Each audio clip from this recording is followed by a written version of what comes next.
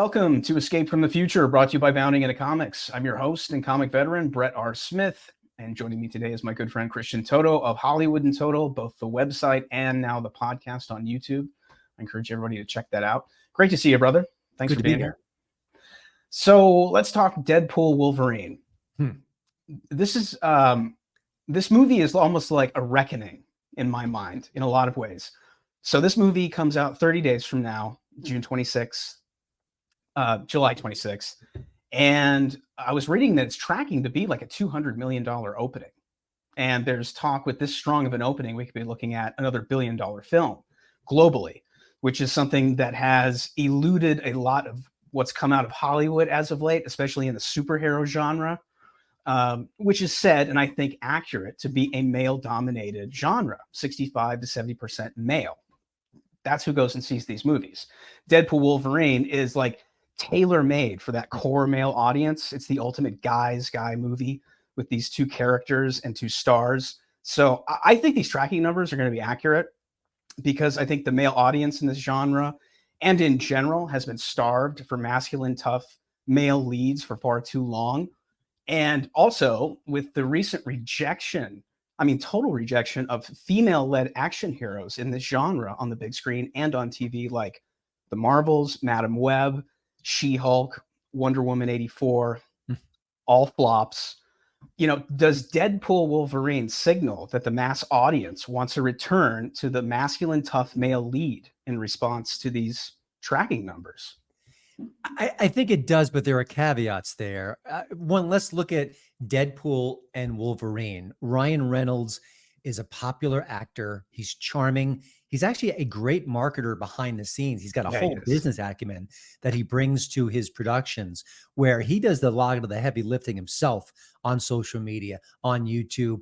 He's funny. He's quippy. So I think that works all in the movie's favor. Yeah. And, Hugh Jackman is not as aggressive in that space, but he is apolitical. He is a let's put on a show kind of performer, which is really a throwback. So you have that. Then you have Logan was very good. The Deadpool movies are often have been solid. So I think there are different factors that are all weighing in the movie's favor. And you mentioned some of those female-led titles. They stink. I actually started to hate watch She-Hulk, which I don't think I've ever done before because I was so aghast at how bad it was. It made me curious. And then by the end of this first and probably last season, I thought it got marginally better. It was just mediocre. But, Wonder Woman 84 was terrible. And then the Marvels was mediocre at best. And Madam Web was a disaster. And, even the Madam Web trailer had, I forget the line in question, but there was a line in the trailer that was so stodgy, so silly, so corny that people started making fun of it well before its release. So I think it was dead on arrival. Having said all that, it's a guy's medium. You want the superheroes to be rugged and tough. And, the first Wonder Woman was able to kind of thread that needle, and great casting, good performances, a good movie. Yeah. So I think that matters. But it's a tougher sell when you've got Dakota Johnson as a superhero, and it just is. And to deny that and to deny the audience that's truly hungry for these kind of movies is absurd. But that's Hollywood is absurd. Would it be fair to say that Deadpool Wolverine, if it's a massive success like they're projecting, and it is $1 billion movie globally, is that an indictment on the past films which have all been female led, or do those movies just suck regardless of the gender of the lead? Yeah, I think it's partially both. And also, the whole idea of combining Deadpool and Wolverine is very fan friendly. We've seen from little previews that Wolverine has that classic, uniform that he wears in the comics. So even that is a sop to fans in a good way. And it's delivering what people want. If there's a new Avengers tomorrow, and it's all these sort of third-rate superheroes that we don't care about, it's not going to be like Avengers Endgame. But if they were to rally Steve Rogers and Tony Stark, bringing those actors back, then you'd have some of that enthusiasm. So it's a lot of things. But, I don't want to get down the Star Wars rabbit hole, but Disney seems to not understand it's a male-dominated franchise for the most part. Obviously, female fans are there. And I think the same with Marvel, where they're trying to be diverse and aggressively so. And ignoring the bare facts of what these movies are and why they're successful. And I often, as you and I talk about a lot, I think when you go in that diversity push, nothing technically wrong with that, but often that's the focus, not entertainment. It's sad. Yeah. Do you think Deadpool Wolverine's going to suffer for being R-rated? I mean, frankly, I'm kind of amazed that it's tracking, the numbers, the big numbers that it's showing, given that it's an R-rated film. I don't think so. I mean, I feel like that's been the conventional wisdom for a while, that R-rated movies don't make as much. And there is some truth to that. I mean, look at movies like If, and even the Inside Out 2. When you're Yeah, PG-ish, it opens up a whole new audience for it you. does. But Yeah. I think that R-rated movies are pretty commonplace now, that I think this might even make less money if it was PG, because that I do too. fan base Yeah. wants that to be hard R. It wants the blood. It wants this to be a different kind of superhero movie. So I Right. don't think it's going to slow it down. Well, and I think like the past Deadpools, which were all R-rated, I think that it'll make that hurdle. The Blade movies certainly did that, and that was Marvel's kind of first outing with an R rating in a while, with that much kind of violence.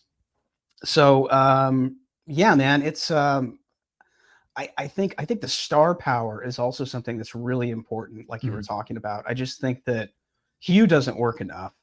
And I don't know what that's about, but maybe it's because he's pale, male, and stale. I don't know. This James O'Keefe stuff, you're talking about Disney, and Star Wars, this James O'Keefe stuff's insane. And you wrote a great article about it, how the corporate press is just completely and totally ignoring it.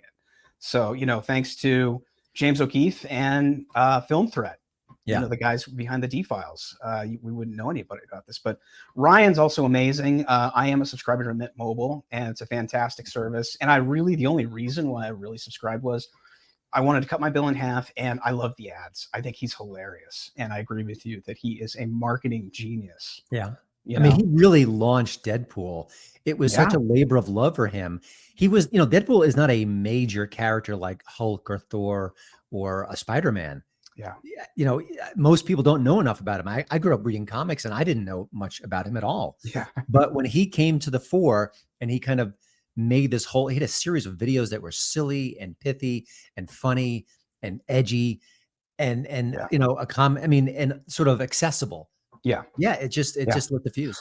Those two guys also have great chemistry, and I think that's also going to work magic on screen with this movie. And I think it's also going to be the reason why it's going to be a big movie, because if they have chemistry and they're really good on screen, people are going to want to go see this a second and maybe a third time, which is rare these days. That stuff that you and I did back in the 80s and 90s, because we had those kind of films. But these days, you're one and done, and then it's on video on demand at that point. So I mean, I would love to see a new MCU style movie that I want to watch again and again. That would make me happy, because it's been a while. Yeah. And I also think that both Ryan and Hugh have such love for the characters, both of them. It's special to them in a lot of ways. So to them, and I think also to the fans, this is kind of a labor of love, because Hugh had said he did not want to do this. He did not want to return. He was done with the role. But I think it was Ryan that convinced him, hey, we can do something really cool and fun here, and have our way creatively. So it'll be interesting. Let's jump over to Kevin Costner's new film, Horizon: An American Saga, which opens tomorrow. Did you get to see an advanced screening, and what did you think? I did, and I enjoyed it. The early reviews were really crushing. And as I was watching the movie, I thought, okay, I see some flaws here. This is not a perfect presentation. But boy, the love for the genre is there on every second of the screen. Good performances from people you don't expect in a Western. Luke Wilson jumps to mind. He's a good actor, but I just wouldn't connect him with genre, but he's quite good in it. There's some great sequences in the film.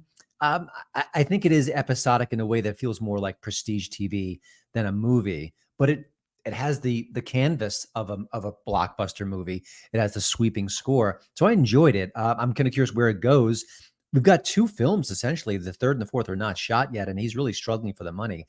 Yeah. And the box office is as of now, the forecasts are not strong, where this could really struggle for profitability. And that's puts a question mark on the future. And then there's the final story of every time Kevin Costner talks to the press about the project, he said, well, I gave 18 million of my money to it. Oh, I gave 38 million. Now it's like 50 million. 50. Yeah. Hey, how fat is your wallet, Kevin? And what's going on here? So it's, I don't know, it's fascinating. Yeah. Supposedly he mortgaged some property he's got in Santa Barbara. Mhm. And I'm not sure how much it is, but Santa Barbara is, that's hot, man. Yeah. So, it's one of those things where he's just kind of like, my kids know that they're not going to get it regardless of what happens here, Mhm. so whatever. But I really applaud him for putting up his own money and going out there and taking the initiative and Yeah. doing this. He's got a lot of cojones. Listen, he's wealthy. Francis Ford Coppola is wealthy, Right. and they both, with their dream projects, have sunk a lot of their own cash into it. And I would think, from a media narrative point of view, that that would be an absolute banger. That people would be celebrating them. That they'd be, these are artists who are putting their careers on the line, who have a literal stake in the presentation. It seems like that would be joyous, and if the media coverage on both has been all over the map. I mean, there were some accusations that Coppola behaved badly on the set. It seemed rather thin, the accusations, and they kind of ran with that. And even Kevin Costner, I think some of the reviews are really nasty in a way that I don't think the movie supports that. You can disagree with the film. You could say it doesn't work on this level. That's perfectly fine.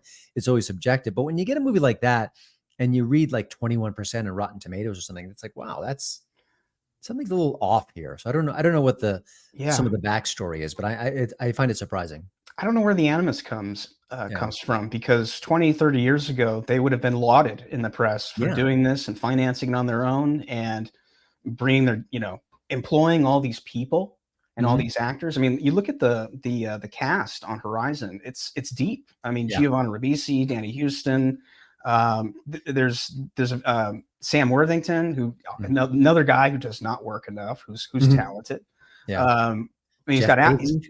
yeah, yeah. I mean, it's a deep cast, and I think that, like I said, 20, 30 years ago, the critics would have been saying, regardless of what kind of film it is, bravo, Mhm. Kevin Costner, for creating work for people and employing Yeah. people and creating art on his own terms. Michael Mann as well with Ferrari, which was a $90 million independent film from Neon. Mm. It was a great film. I really enjoyed it. I don't think it's a perfect film, but it was really, really solid. And again, the press was kind of silent on that too. Yeah. Outside of Adam Driver kind of blowing up at somebody in a presser and telling him to F off, which I thought was great. I was like, this is old Hollywood. Yeah. And it's funny, was it the 90s, when Kevin Costner was the biggest star on the planet, Yeah, and then he had Waterworld, and that was, in retrospect, it wasn't nearly as bad as they told us, but it, that's it, true. it was a flop. I mean, it didn't, it was very expensive. I get that. It wasn't a big hit, and it wasn't universally adored, but he really crashed at that point. But I think that American culture often likes to see people thrive, and then kind of fall back to earth a little bit. It's something The weird comeback, about us. we love a comeback, and I think Kevin had his comeback obviously with Yellowstone. What Yeah. wasn't so much Waterworld. What really killed his career for a while was The Postman. Mm. And after that, it was just kind of like, what happened? And then all of a sudden, he showed up with Open Range, which I think is Yeah. a fantastic film. Yeah. It's so good. Really good. Robert Duvall's fantastic. I think he said it's his favorite performance of himself outside of Tender Mercies. Hmm. That character that he really liked playing that, and I think Gus from Lonesome Dove. Those are his top three. But I liked Open Range a lot. We were going to watch it before we go see Horizon, because I think it's a relevant film to watch, because you can kind of track creatively where this guy is coming from. Mhm. But Yellowstone's obviously the comeback. That's a good segue. And one of the things I know about Kevin Costner just from interviews, one, when he was working, I think it was called 13 Days, about the Cuban Missile Crisis. I talked to Yeah. Bruce Greenwood about his performance in that movie, and he was really struggling. He had some vocal issues, and it was a little bit tenuous whether he can continue with the film. And Kevin Costner had his back, which I thought was very interesting. He spoke openly about that. And they also spoke to Mike Binder, who's a very good director and a comedian.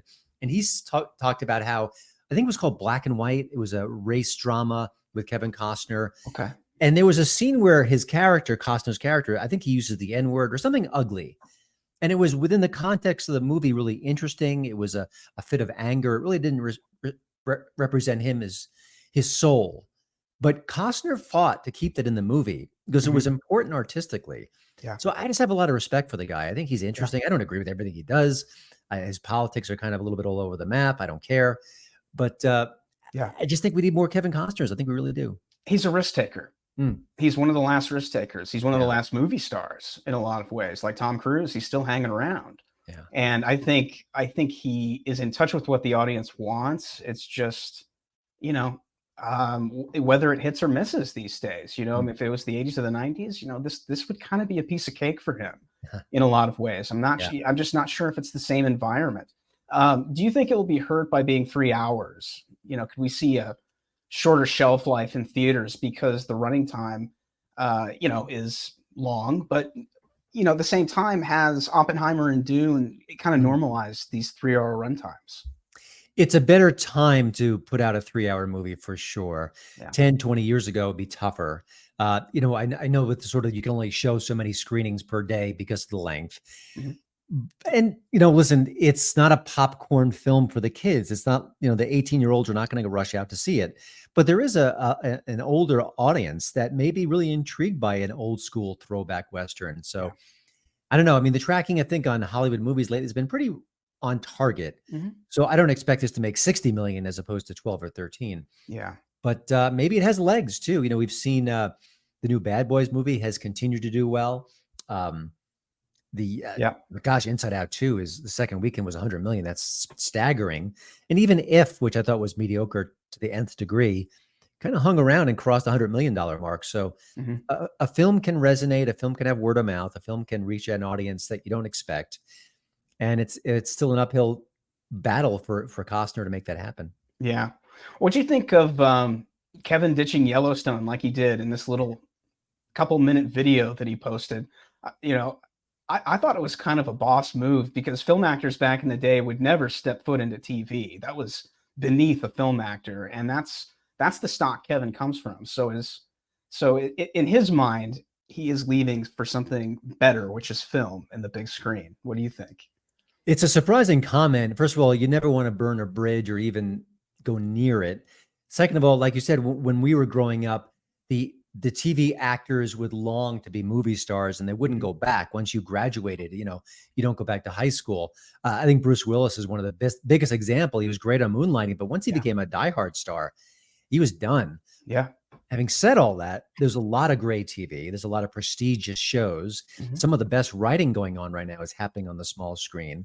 And, you just point to Yellowstone. I mean, it was a really well written, well structured show. Yeah. So, it might be a little pithy of him. I mean, he may not have thought it all through. He may have just been I'm in promotional mode for my movie. Let me just kind of give a shout out to that. But Mhm. he is of a different generation. Maybe he still harkens back to there are movie stars and TV stars, and never the twain shall meet. But Mhm. have to wait and see. I think there's nothing wrong with TV in 2024. No, absolutely. It's definitely on a different level, Mhm. than it was in the 80s or the 90s when, that was, like I said, kind of beneath a film star to do any Yeah, kind of TV. And, you know, th what every TV star wanted was to graduate to film and have, like, a breakout career. yeah, Even guys like McQueen, going all the way back to, Wanted Dead or Alive. I mean, he's one of the few that were able to break out. mhm. But, it's a tough one. But him quitting, like I said, is kind of old school movie star, screw TV. I want to make movies. And that's what he said at the end of that video he posted. See you at the movies, Yeah, which I thought was pretty cool and a signal to everyone. Forget that TV show. Come and see my new big epic story on the big screen. yeah. It's a gamble, but it's one I highly respect. I feel like we don't know the whole behind the scenes story behind Yellowstone, Yeah. behind his exit, behind the delays. There's a lot of stuff going on there. Mhm. Could be money, could be egos, could be creative differences. Who knows? I don't trust that we've gotten the full story. We may never, but yeah, I mean, it is time to move on. That show is wrapping soon. Yeah. It did everything for Costner that he wanted. It sort of proved again how valuable he is. And he's a great fit for the Western. Yeah. He's in his late 60s. He looks great in the new movie. He doesn't look fake or weird. I mean, he just feels like his authentic self. And there is something about him that embraces the Western, embraces the flaws of the settlers, is willing to acknowledge the perspective of Native Americans. It's not a one-sided story. Mhm. I will note, though, as someone who kind of watches things like this, some of the early reviews were very negative. Particularly, the Daily Beast was calling it racist and all the ists and isms, and that's not it. That's not that movie. So it'd be interesting to see if for some reason there's some animosity toward Costner, and they're going to manipulate what you see on the screen with Horizon to bring it out. Yeah, yeah. There's no way that there's racist stuff in there. That's I just don't buy that with Kevin. I You don't know, either. And also, if it were racist, what about all the Native American actors? Wouldn't they raise a ruckus or walk off the set or demand changes?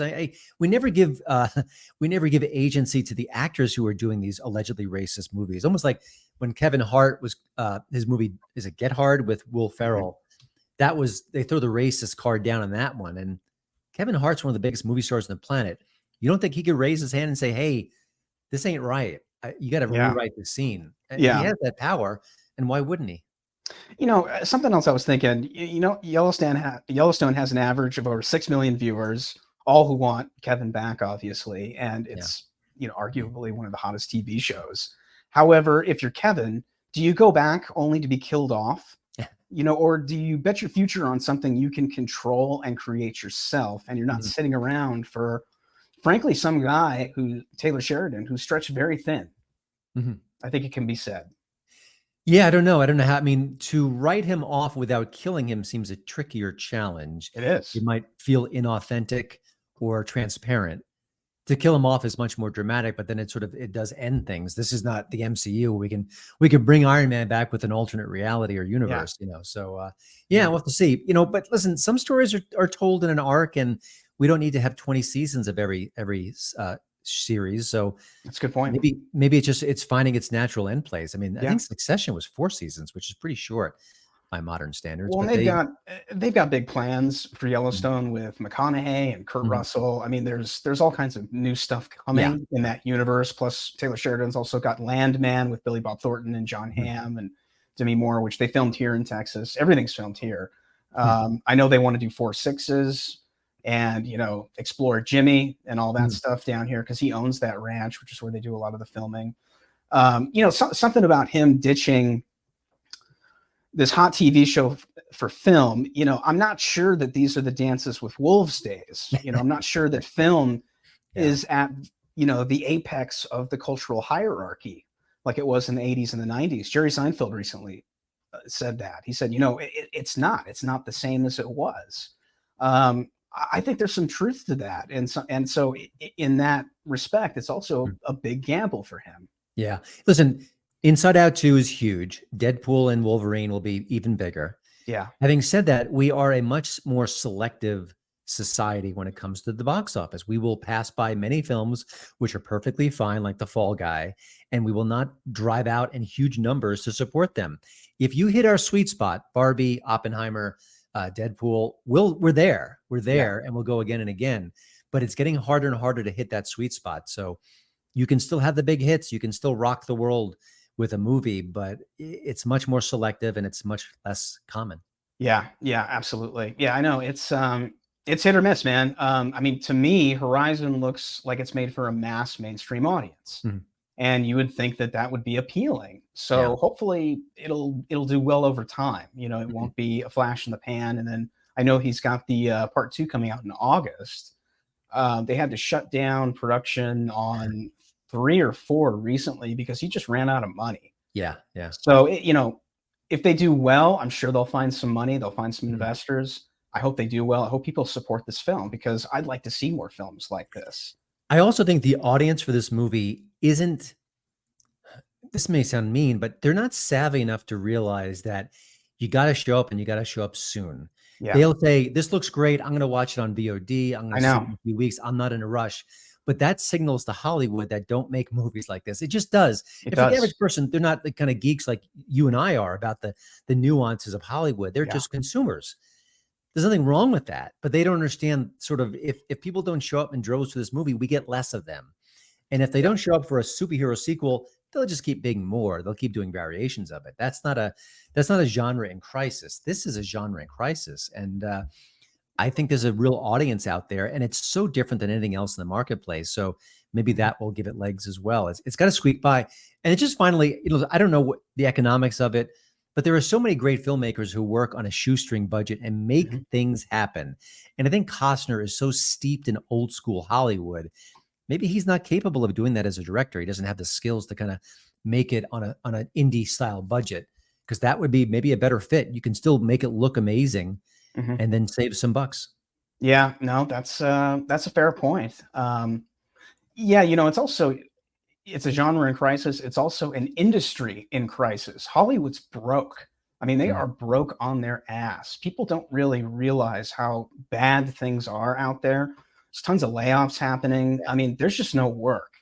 And that's because times are tight, so they're tightening their belts. But yeah, it's tough. I mean, we all want to see cinema succeed, but it's like you said, people have to go out. They have to go out early. They have to show up early, because the studios are really watching these opening days, and they're gleaning everything from it, right? As far as whether they want to keep it in the theaters or not, or go straight to video on demand. Like, I mean, you just look at Furiosa. I mean, that just blew my mind how fast it was here and then gone. It was just crazy, man. I remember a couple of years ago when Richard Jewell came out. It was the Clint Eastwood movie about the Atlanta bombing and how they framed him, and then he was innocent and actually a hero. And I remember I was upset as a conservative and as a movie fan too, because it was a very good movie and it spoke to a right-leaning perspective in a way that many films don't. And I went on social media and I said, you've got to go see this. You've got to go see it. Support good art. It's Clint. It's important. It's got great themes. It's speaking to us. And almost universally, they said, I'll wait till later. I'll wait till streaming. I'll wait till it's on DVD. I'm not in a rush. And, but that's just the way it goes. But that sends a message as well. And the failure of that movie to ignite really shocked me and annoyed me, because it checked all the boxes, and even a few I didn't really even realize.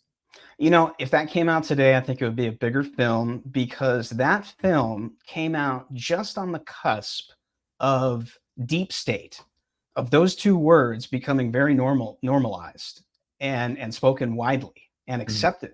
I remember it was just right before that stuff started to hit. But at the same time, the conservative audience were already dialed into that.